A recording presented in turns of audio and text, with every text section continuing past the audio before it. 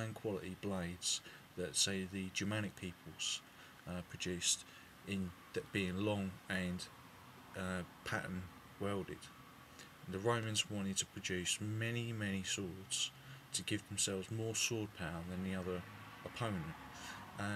A large shield, good for one-on-one fighting, but not necessarily at that time the ideal concept of a shield.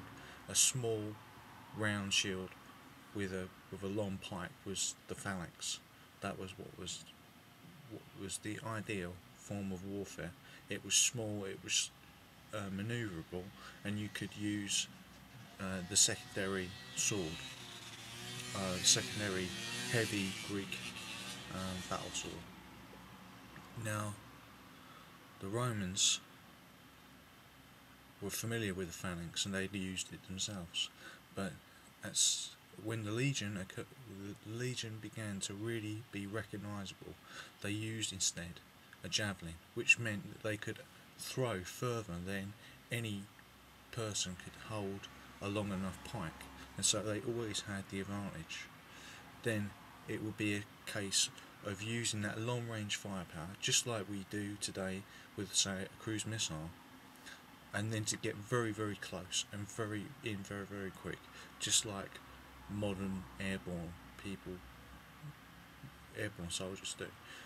The Romans, of course, all they had to do to close the distance was to run very fast in a disciplined manner.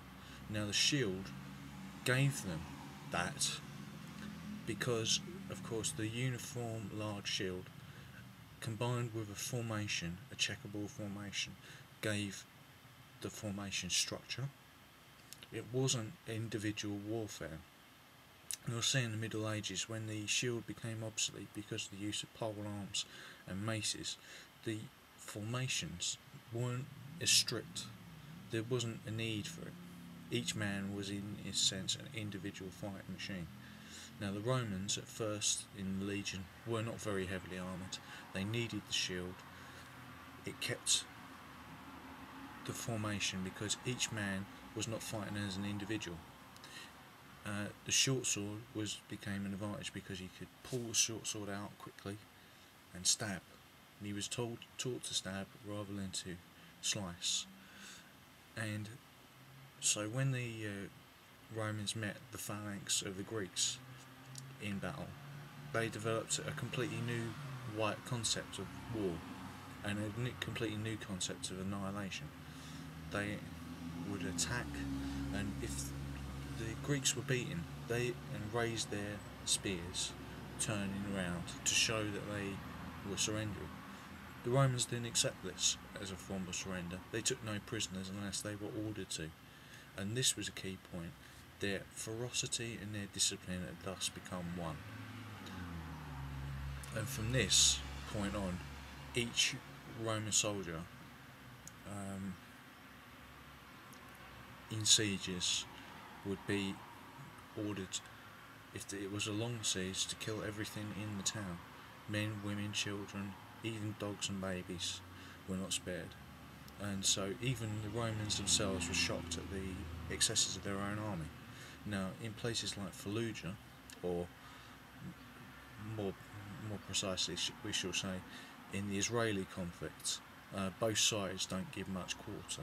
But in Fallujah, of course, men and women were killed, and children were killed and injured, but that wasn't the point, that wasn't the objective of the American or British forces. It's something of humanitarianism being taken on by modern troops, which is a good sign, I think. It might be perverse to injure somebody and then to give them medical help who is your enemy, but on the other hand, it's preferable to the kind of warfare where the point of Roman warfare was to kill or capture slaves. That is it, and they ran a slave economy. Now, why are the Romans the basis of all modern military armies? We don't need to go in explanation beyond the Romans in a sense.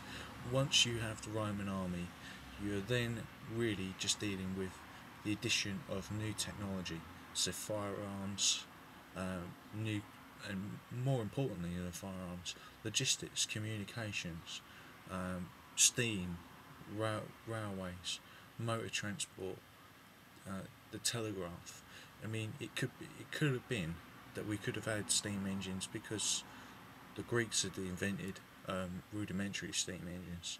That we could have had steam engines, but not ever developed firearms. It's possible. Of course, it didn't happen that way, but it is possible. And what would determine the way modern wars are fought is about movement. Getting back to the Romans, each Roman soldier was a specialist. He had a trade as well as being a soldier, and this is something that particularly the English army, or British army I should say, has taken on. You see with the assault pioneers, with even the ordinary soldiers, that each one has some medical knowledge, some knowledge about building defences or connecting or building infrastructure. So the English soldier, like the Roman soldier, is not just a killer, he is a builder as well. Now, it's not well known, but it was the Germanic peoples, and particularly the English, who developed the Alemannic alliance, or the Alemanni, that defeated the Roman Empire.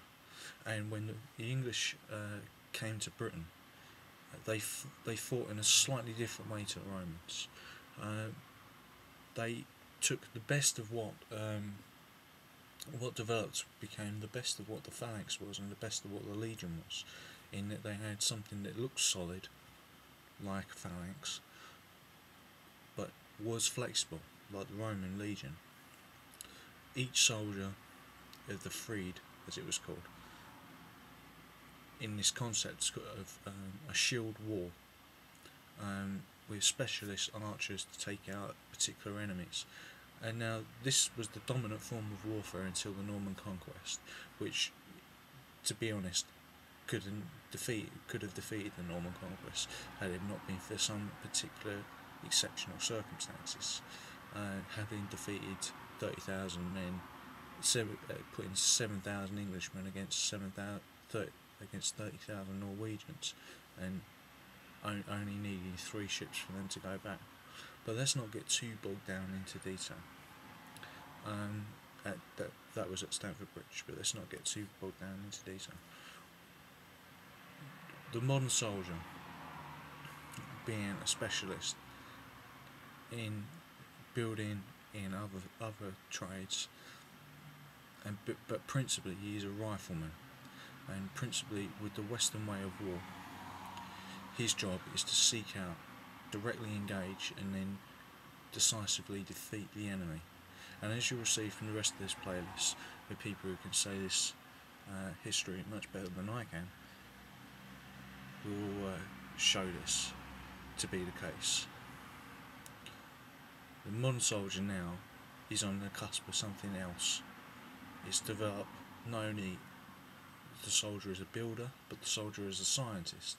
Now that might seem an extraordinary and ludicrous way of putting it, but soldiers are becoming scientists. They are learning to use technology in the digital age, which their forebears could not possibly have even imagined.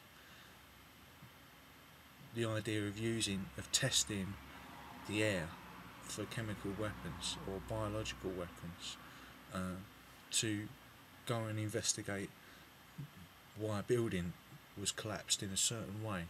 All these because of a truck bomb or some other terrorist action. All this may be the creation of a new form of soldier. Before, we say the Waffen SS, or the British Parachute Regiment, or the German Fallschirmjäger, or the American Marines or Rangers, for instance, they needed to be the kind of hunter, athlete, warrior, which has always been the case, because of course the Romans knew Pancration and were taught to march This is a key